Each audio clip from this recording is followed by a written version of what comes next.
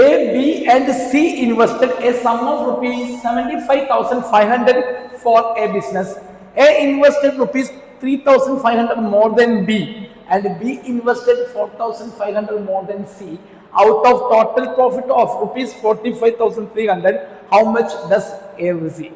ഇങ്ങനെയുള്ള ക്വസ്റ്റ്യനുകൾ സാധാരണ ചെയ്യുമ്പോൾ എക്സ് ഒക്കെ ഇട്ടിട്ടാണ് ചെയ്യാറുള്ളത്. പക്ഷെ അങ്ങനെയൊന്നും ചെയ്യേണ്ട ആവശ്യമില്ല. വളരെ ഈസി ആയിട്ട് നമുക്കിത് സോൾവ് ചെയ്യാവുന്നതാണ്. ഓക്കെ, ആദ്യം നമ്മൾ ചെയ്യേണ്ടത് ഇത്ര മാത്രമാണ്. ഏറ്റവും കുറവ് ഇൻവെസ്റ്റ്മെന്റ് ചെയ്തിരിക്കുന്ന ആരാണെന്ന് നോക്കുക. ഓക്കെ, വളരെ സിമ്പിൾ ആയിട്ട് നമുക്കറിയാം എയും ബിയും സിയും ആണ് ഇവരുടെ ഇൻവെസ്റ്റേഴ്സ്. ഓക്കെ, ഇൻവെസ്റ്റ് ചെയ്തിരിക്കുന്ന വ്യക്തികൾ എയും ബിയും സി ആണ്. ഇതിൽ നിന്ന് ഏറ്റവും കുറവ്, അതായത് എ എന്ന് പറയുന്നത് ബിയിനേക്കാൾ കൂടുതലാണ്, ഇൻവെസ്റ്റ് ചെയ്തിരിക്കുന്നത് ബി എന്ന് പറയുന്ന സിയിനേക്കാൾ കൂടുതലാണ്. അങ്ങനെയാണെങ്കിൽ ഏറ്റവും കുറവ് സി ആണ്. അങ്ങനെയാണെങ്കിൽ ഇത്രയും ചെയ്യുക, സിന് 0 എന്ന് സങ്കല്പിക്കുക. അങ്ങനെയാണെങ്കിൽ ബി എത്രയായിരിക്കും ഇൻവെസ്റ്റ് ചെയ്തിട്ടുണ്ടാവുക? സി എന്ന് പറഞ്ഞോടി 4,500 കൂടുതൽ എന്ന് വെച്ചാൽ 4,500. ബി എത്രയായിരിക്കും? ബി എന്ന് പറയുന്നത് ബി എ എന്തായിരിക്കും? ബിയിനേക്കാൾ 3,500 കൂടുതൽ എന്ന് വെച്ചാൽ 8,000. ശരിയല്ലേ? ശരിയാണ്. ഇങ്ങനെ കണ്ടുപിടിച്ചതിന് ശേഷം നമുക്കറിയാം ടോട്ടൽ എത്രയാണ്? 75,500 ആണ് അല്ലേ? ഇത്രയും ചെയ്യുക. 8,000 4,500 0 കൂടി ഏഡ് ചെയ്ത് കഴിഞ്ഞാൽ നമുക്ക് എത്രയാണ് കിട്ടുക?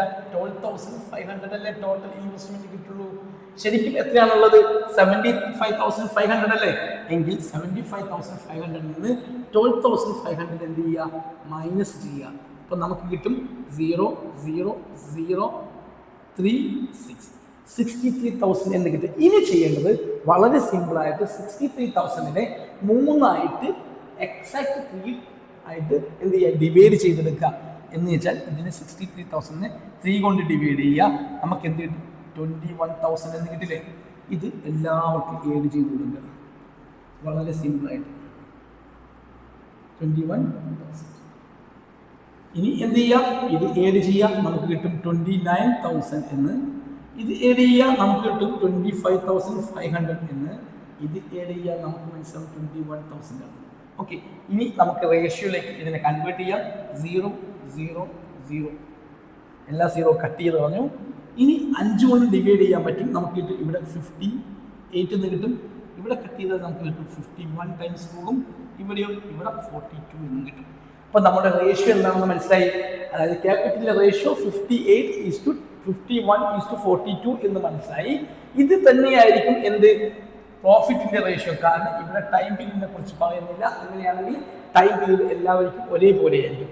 അതും എന്താണ്? പ്രോഫിറ്റും റേഷ്യോ ഇത് തന്നെയാണ്. 58, 51 and 42. ഇത് എത്ര യൂണിറ്റ് ആണ് ടോട്ടൽ ഉള്ളത്? 3, 8, 11 ബാക്കി 1, 5, 10, 15.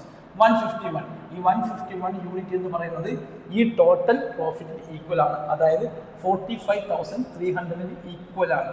ശരിയല്ലേ? അങ്ങനെയാണെങ്കിൽ ഒരു യൂണിറ്റ് എത്രയായിരിക്കും? ഒരു യൂണിറ്റ് പ്രോഫിറ്റ് എന്ന് പറയുന്നത് 45,300 ഡിവൈഡഡ് ബൈ 15 എന്ന് പറഞ്ഞാൽ അത് എന്തിന് ഈക്വൽ ആണ്? അത് ഈക്വൽ 300 ഈക്വൽ ആണ്.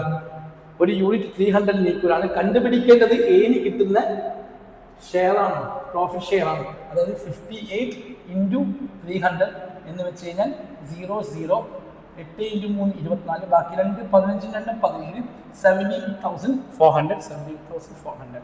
Thank you for watching.